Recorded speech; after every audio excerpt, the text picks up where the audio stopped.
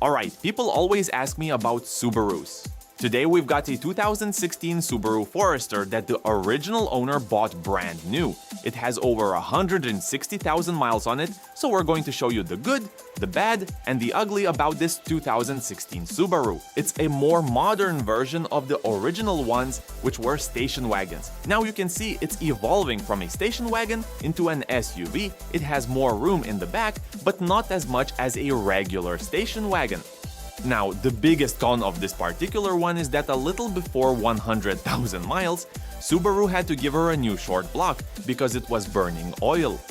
They put a new short block in it when it was almost 100,000 miles, so they stood behind their warranty, which is commendable. But on the other hand, that shows you that Subaru engines aren't as well made as Toyotas and Hondas. There's no arguing that. This is the older style Subaru Boxer 4-cylinder engine, 2 cylinders here, 2 cylinders there. It's not as bad as the newer Subaru engines, where instead of using gaskets on the valve covers, they use silicone glue. Many later model Subaru 4-cylinder engines with high mileage start leaking oil because the glue dries out and leaks. Unfortunately, due to the design, you more or less have to pull the engine out of the car to replace it, which is a very expensive endeavor on later model Subarus. So you pay less for them, but to some extent you get less. Now, it is all-wheel drive, which is handy in Massachusetts, where she drives. It's a relatively heavy vehicle. In town she gets about 24 mpg, and on the highway she gets about 32 mpg. It's a Subaru, an all-wheel drive car, so you can't shut off part of the drive and use it as two-wheel drive. Of course, it's going to get a little worse gas mileage. Plus, it's an older vehicle, 2016. It still has conventional fuel injectors, so that's the kind of gas mileage you're going to get for an engine of this size.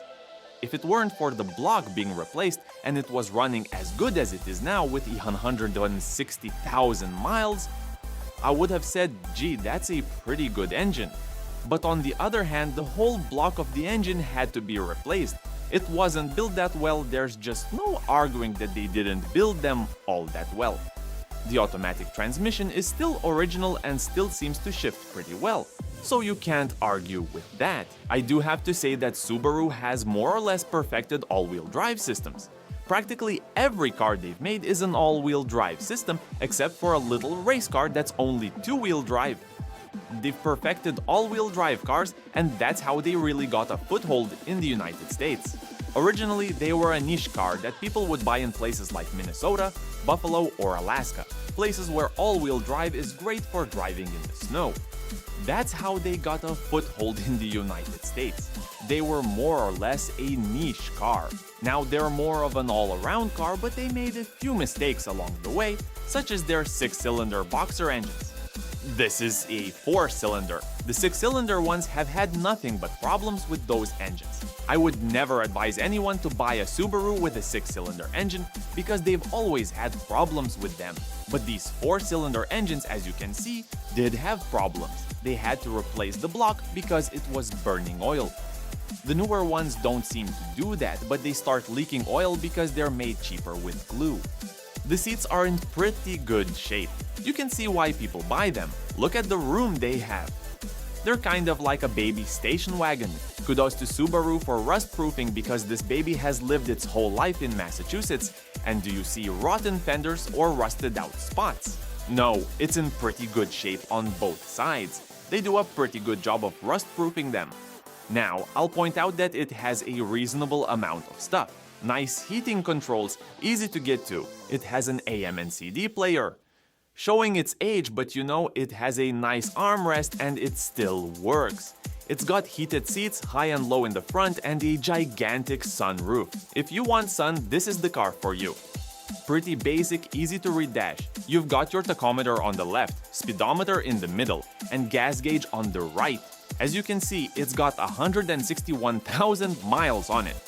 One thing I don't like is that it doesn't have a temperature gauge. They just went cheap. They should have put a temperature gauge in. I like a temperature gauge, they don't because they're saving money when they build them. There's an automatic transmission that you can also shift manually if you want to. The seats are pretty comfortable.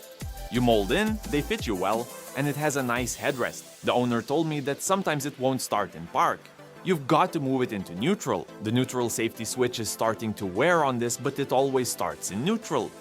So it's not really a problem.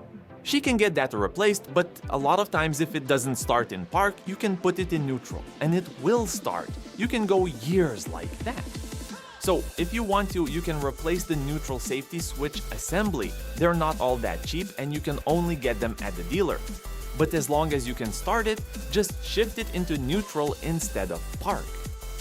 The tire pressure monitoring system, another system that of course will break down when they get to be 8 years old. The Tire 2 and Tire 3 have decreasing pressure. These tire pressure monitoring systems, as I've told you a million times. Each tire has a sensor with a battery. They wear out as they age, and eventually you'll have to replace all of them, spending hundreds of dollars. Just get a tire pressure gauge and bypass it all, check them yourself.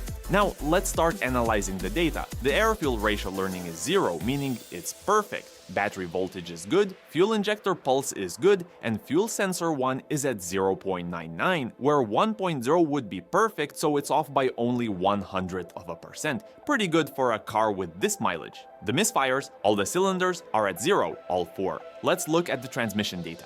Here's the transmission system: low clutch, high clutch, 100%. This thing's in excellent shape.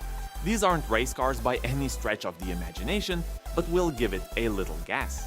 Not bad, you can see it shifts like a dream. The transmission is in excellent shape. The brakes work pretty well. For its age, it still runs quite well.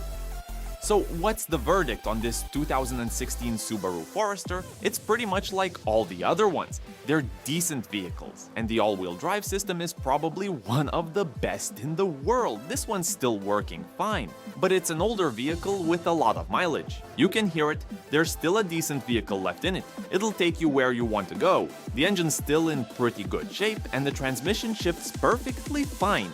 If you're going to buy one of these used, have a mechanic check it out before you buy it to see if there are any surprises. But with this one, as you can see, it still works pretty well, and the fact that Subaru had to replace the block because it was burning oil at 100,000 miles shows that their quality just isn't up there with Toyota or Honda. With a Subaru, you're getting an okay vehicle, but not a great vehicle. If she had bought a Honda or a Toyota, she wouldn't have had to have an engine replacement at 100,000 miles.